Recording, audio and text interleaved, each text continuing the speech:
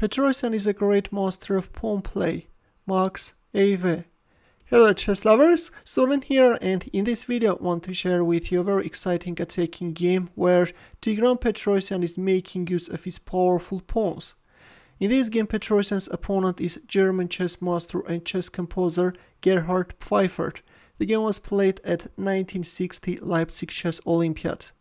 The future world chess champion had white pieces and he opened up with knight f3, to which Pfeiffer answered with d5, c4 c6, e3 knight f6, knight c3 knight bd7, d4 e6. With a transposition of moves we reached a well-known position of Semi-Slav defense.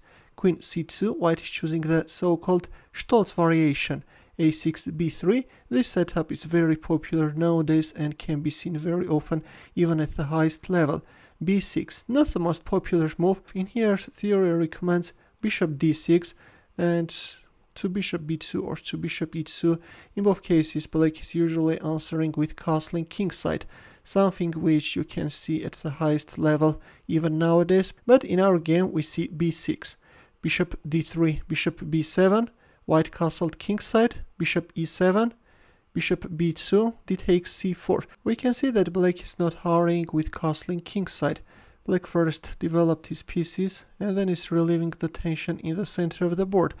After b takes c4, this time we see c5. Black is opening up the light squared bishop's diagonal, is undermining white center and is looking for further simplifications. But this is really not good, and soon we will see that this black king stuck in the center of the board will become an easy target for aggressive white pieces. Here Petrosian put his knight on a central square, c takes d4, e takes d4, knight takes e5, d takes e5, and now once this black knight is kicked away, already castling becomes a problem because there is always this bishop takes h7 threat, and there it goes f4, and so already we can see many problems in opponent's camp. White has a very nice attacking position. Knight c5 by Pfeiffer, bishop e2. At this point Stockfish recommends castling kingside, but quite possibly the reason that Pfeiffer didn't go for this move is that he was afraid of f5. Instead he played a g6, which intends to stop f5, and there comes rook a d1, queen c7, and there we have it. We reached the critical position. You can pause the video and try to find Petrosian's next move. Ready?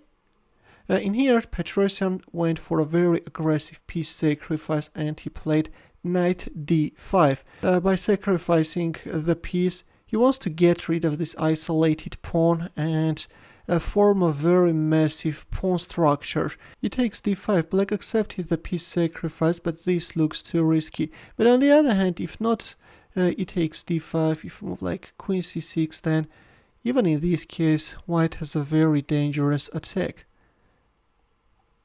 If castling kingside, then d6. White has a nice compensation and great chances. Let's go back in our game to knight d5. We see an immediate e takes d5. C takes d5 by Petrosian. Right now the threat is d6, that's why black played queen c8. And e6, opening up the bishop's diagonal. Black castled kingside, which is of course a legal move. And queen c3 with a mating threat. f6, d6. A very impressive position. We have two passed pawns on the 6th rank, you know. Knight a4, and Petrosian boldly went for the exchange of queens. Bishop a1, rook c2. Well, if bishop f8, then you are losing the pawn on f6. Black played rook c2, but even this can't help black. This time we see d takes e7. In return black won white's light squared bishop. There is now a very dangerous threat of a checkmate, right? But white is winning by force. Rook d8 check, king g7, rook c1, freeing the f1 square for the king. Also white rook wants to penetrate the 7th rank. Rook takes e6, rook c7. The threat is e8 queen. Also white is hitting on b7, king h6, and there comes bishop takes f6. The bishop is untouchable. A queen will appear on the board. Here black played bishop e4 and resigned after bishop g5 check. It turns out that black king is in a mating net. If king h5, then e8 queen. This is a very beautiful finish which I want you to see. If rook takes e8, then h3. And now there are two mating threads hanging in the air. If black accepts the rook sacrifice as well, this time can get checkmated after g4. That's why at this point, after bishop g5 check, Pfeiffer capitulated. Another very marvelous classical example of how one can make use of his pawns.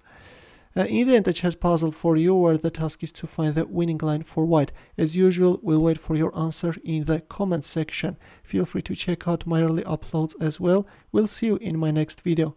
Take care.